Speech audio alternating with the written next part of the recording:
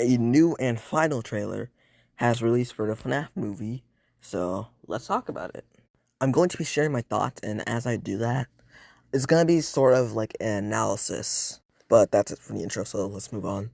First things first, I want to say that this trailer was perfect. While it did show some stuff that we've already seen, it showed like extended versions of that to make it feel new instead of feel like you're just watching a final trailer, which mostly reuses just scenes we've already, seen.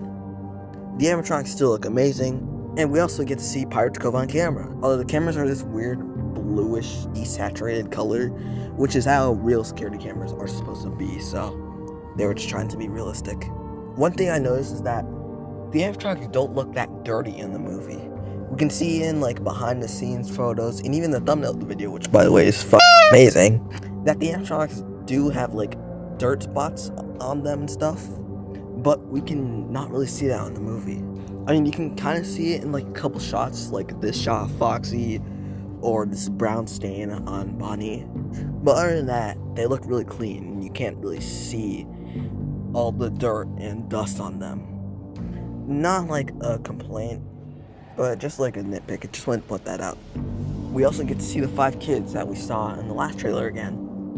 I'm confused on what's going on here. I assume it's like some sort of dream or hallucination sequence where Mike is like hallucinating the missing kids. But I don't know. There is a theory that it's supposed to be in reference to the Give Gifts, Give Life minigame from FNaF 2. Comment down below what you think this scene is supposed to be. We also get to see that weird saw trap thing, and the arm like coming out of Freddy's mouth, which is obviously the arm of the kid possessing Freddy.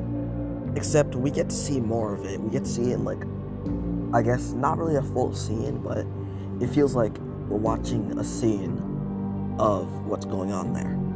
Feels kind of like we're watching the whole thing, you know? We also get to see one of like the teenagers in the kitchen, and we get to see Chica in the kitchen, which, if you know any basic info about FNaF 1, is obviously a reference to Chica being in the kitchen in FNaF 1. You can only hear her in the kitchen, but you can't see the kitchen camera, obviously, as we all know. And speaking of that saw trap, people have speculated that it's like the movie's version of the Scoop from Sister Location. And I do think it has some sort of reference to Sister Location, since this is an animatronic head, and in Sister Location, I think it's like revealed that William was like, he made the Funtime animatronics to kill kids or whatever, or capture kids, and this animatronic head is being used to try and kill Mike. So it could be some sort of reference to Sister Location. We don't get to see anything new from Golden Freddy. I don't know if Golden Freddy is supposed to be Fredbear, like a withered version of Fredbear or something. I mean, it probably is, but I don't know. He's wearing a black hat and black bow tie, which is supposed to be on Golden Freddy instead of Fredbear. The closest thing we've seen to Fredbear wearing a black hat and black bow tie was in FNaF 3, where his hat was brown.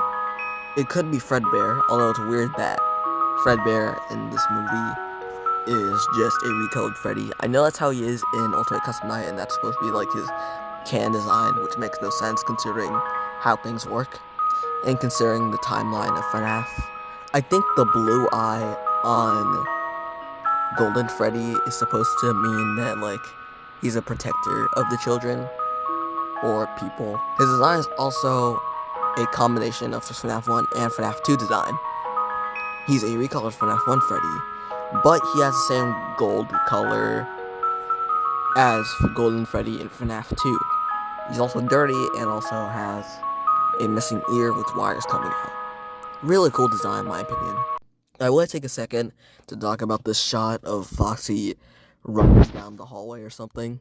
It just looks really bad. Like, his legs aren't even moving. It just looks like he's like gliding down the hallway. It reminds me of Stringtrap's running animation in FNaF 3, where his legs aren't even moving. He's just like gliding across the screen. I don't have much to say about it, but it just looks really bad. But talking about the end of the trailer, we get to see William Afton again in his spring bodysuit. And it's not Springtrap. Don't call him Springtrap. It's a Withered Spring bodysuit. It's a William in a Withered Spring bodysuit. So, just call him Afton or something. And speaking of the Afton, I don't think the Afton family is gonna be in this movie's universe, since we're getting Mike Schmidt and not Michael Afton. And before you guys say, oh, he's using a fake name. No, that's his actual name in this movie. Why would his sister be named Mike Schmidt otherwise, if he's using a fake name? I also want to say that the yellow eyes look way cooler than the red eyes. The yellow eyes actually look cool, but the red eyes just look kind of stupid, to be honest. Also, the cupcake in this movie seems to have its own sort of personality, I guess. I mean, the cupcake even got its own poster and killed someone. That happened. I don't think it's possessed. They are acknowledging his existence. Instead of Chica just randomly dropping the cupcake, she'll probably be holding it the entire time she moves, similar to Toy Chica, where she just not let go of the cupcake, even in a jump scare. Going back to William Afton, we see him do, like, a knife wipe, which could be a reference to Ghostface.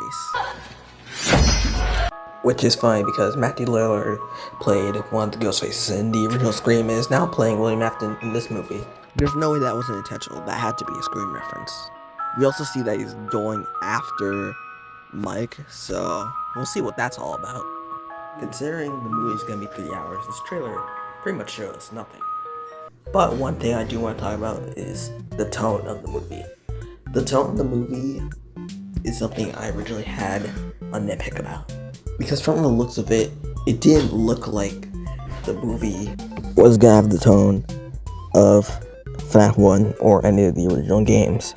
And from what at least we've seen in the teasers and trailers so far, it still doesn't look like it will. But this trailer seemed the creepiest out of all the trailers we've had. So hopefully the movie feels like actual good horror. From what we're seeing, the movie style of horror doesn't look like it's gonna be like FNaF 1, 2, 3, 4, or more like security breach horror, or UCN horror. But even if the tone of the movie doesn't feel like any of the older games, I'm still excited for it. But one thing, and the last thing I want to talk about, is these posters. I'm gonna be honest, this one looks stupid. The expressions on animatronics look really goofy, and it just doesn't look scary at all. It looks funny, to be honest. Similar to when we got the first FNaF movie poster, the movie got individual posters for each character released. The poster in the thumbnail also got versions of this poster, but for each character too. And it's honestly amazing. This is probably the best poster we've gotten for the movie. It just looks perfect. It has the yellow eyes instead of the goofy ass red eyes, which actually look cool. The expressions don't look fucking stupid. And seeing the animatronics in a ball pit just looks cool. Reminds me of the cover for the Into the Pit comic. I also want to mention these behind the scenes images as well, including this terrifying one. This is probably scarier than anything we'll be seeing in the movie. It fits the vibe of FNaF 1 perfectly, and hopefully we'll be seeing something like this in the movie, because this is genuinely kind of creepy.